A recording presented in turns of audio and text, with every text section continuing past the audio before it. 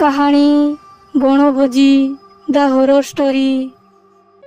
ଥରେ ଗ୍ରୀଷ୍ମ ଋତୁରେ ପ୍ରବଳ ଖରା ହେତୁ ସ୍କୁଲ ଛୁଟି ପଡ଼ିଥିଲା। ସେଥିପାଇଁ କିଛି ସାଙ୍ଗ ମିଶି ବଣଭୋଜି କରିବାକୁ ସ୍ଥିର କରିଲେ। ସେମାନଙ୍କ ମଧ୍ୟରୁ 3 ଜଣ ପୁଅ ଏବଂ 2 ଜଣ ଝିଅ ଥିଲେ। ସେମାନେ ସମସ୍ତେ ମିଶି ଦୂର ଏକ ଘଞ୍ଚ ଜଙ୍ଗଲକୁ ଭୋଜି କରିବାକୁ ଗଲେ। ସେମାନେ ରୋଷେଇ କରିବାର ସବୁ ସାମଗ୍ରୀ ନିଜ ସାଥିରେ ନେଇଥିଲେ। ସେଠାରେ ପହଞ୍ଚି ସେମାନେ ପ୍ରଥମେ ଜଙ୍ଗଲର ସୌନ୍ଦର୍ଯ୍ୟକୁ ଉପଭୋଗ କରୁଥିଲେ। କିଛି ସମୟ ପରେ ସେମାନେ ଏକ ବଡ଼ ଗଛ ତଳେ ରୋଷେଇ କରିବା ପାଇଁ ସ୍ଥିର କରିଲେ। ସେଥିପାଇଁ ସେମାନେ ପାଖରେ ପଡ଼ିଥିବା କିଛି ପଥର ଦ୍ୱାରା ପ୍ରଥମେ ଗୋଟିଏ ଚୁଲି ପ୍ରସ୍ତୁତ କରିଲେ। ଏହାପରେ 2 ଜଣ ଝିଅ ପାଖରେ ଥିବା ଏକ ଝରଣାକୁ ପାଣି ଆଣିବା ପାଇଁ ଗଲେ ଏବଂ 3 ଜଣ ପୁଅ ମିଶି ଶୁଖିଲା କାଠ ସଂଗ୍ରହ କରିବାକୁ ଲାଗିଲେ। ତାପରେ କିଛି ସମୟ ମଧ୍ୟରେ ରୋଷେଇ ଆରମ୍ଭ ହେଲା। ପ୍ରଥମେ ସେମାନେ ଭାତ ରାନ୍ଧିଲେ, ତାପରେ ମାଂସ। ରୋଷେଇ ଶେଷ ହେବା ପରେ ସମସ୍ତେ ମଜାମସ୍ତି କରି ଖାଇବାକୁ ଲାଗିଲେ।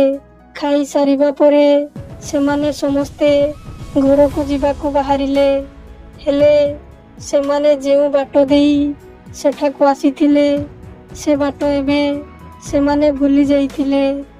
ଏହାରି ଭିତରେ ଧୀରେ ଧୀରେ ସୂର୍ଯ୍ୟ ଅସ୍ତ ହେବାକୁ ଲାଗିଲା ଏବଂ ଦେଖୁ ଦେଖୁ ଜଙ୍ଗଲରେ ଅନ୍ଧକାର ଛାଇଗଲା। ସେମାନେ ସମସ୍ତେ ଭୟଭୀତ ହୋଇ ସେହି ଗଛ ମୂଳରେ ରାତିରେ ଆଶ୍ରୟ ନେବାକୁ ସ୍ଥିର କରିଲେ ଏବଂ ସକାଳ ପର୍ଯ୍ୟନ୍ତ ଅପେକ୍ଷା କରିବାକୁ ଲାଗିଲେ। ହେଲେ ଏହାପରେ ଏକ ଭୟାନକ ଘଟଣା ଘଟିଲା। ରାତ୍ରିର ମଧ୍ୟଭାଗରେ ଜଣେ ଝିଅ ହଠାତ୍ କାନ୍ଦିବାକୁ ଲାଗିଲା, ପୁଣି ହସିବାକୁ ଲାଗିଲା। ଏମିତି କ୍ରମାଗତ ଭାବରେ ଚାଲିଲା।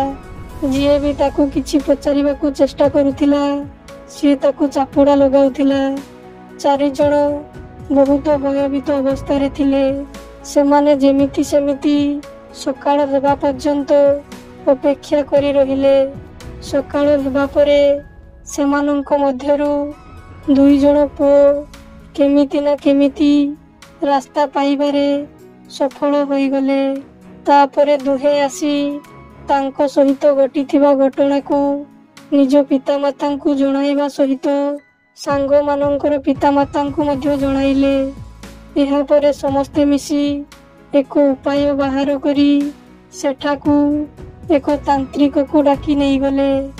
ତାନ୍ତ୍ରିକ ସେଠାରେ ପହଞ୍ଚି ଜାଣିବାକୁ ପାଆନ୍ତି ଯେ ଝିଅଟି ମଧ୍ୟରେ ଏକ ଆତ୍ମା ଆସିଯାଇଛି ଏବଂ ସେହି ଆତ୍ମାଟି ସେହି ବଡ଼ ଗଛରେ ରହୁଥିଲା, ଯେଉଁ ଗଛ ତଳେ ଏମାନେ ରୋଷେଇ କରି ଖାଇଥିଲେ। ତାନ୍ତ୍ରିକ ଆତ୍ମାଟିକୁ ପଚାରନ୍ତି, ତୁ କାହିଁକି ଏହି ଝିଅଟିର ଶରୀରକୁ ଆସିଛୁ?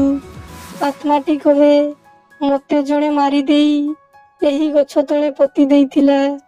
ସେବେଠାରୁ ମୁଁ ଏଠାରେ ଏକାକୀ ଏହି ଗଛରେ ରହି ଆସୁଛି। ମୁଁ ଏବେ ଏହି ଝିଅଟି ସହିତ ରହିବାକୁ ଚାହୁଁଛି। ଏହାପରେ ତାନ୍ତ୍ରିକ ସେହି ଆତ୍ମାକୁ ବୁଝାଇବାକୁ ଚେଷ୍ଟା କରନ୍ତି ଯେ ଝିଅଟିର ଶରୀରକୁ ଛାଡ଼ିଦେବା ପାଇଁ।